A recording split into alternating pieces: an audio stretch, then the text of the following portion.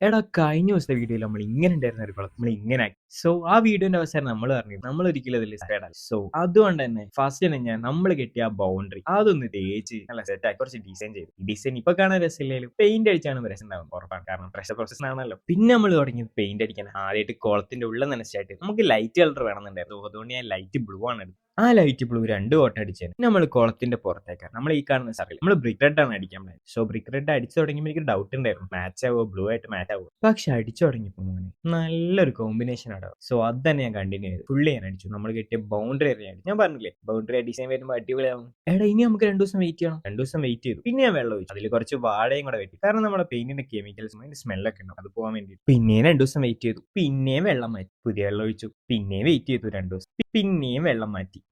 അതിലാണ് നമ്മളെ മീനാവ്. ഇപ്പൊ എങ്ങനെയുണ്ട് ഗൈസ് അവസാനത്തിൽ?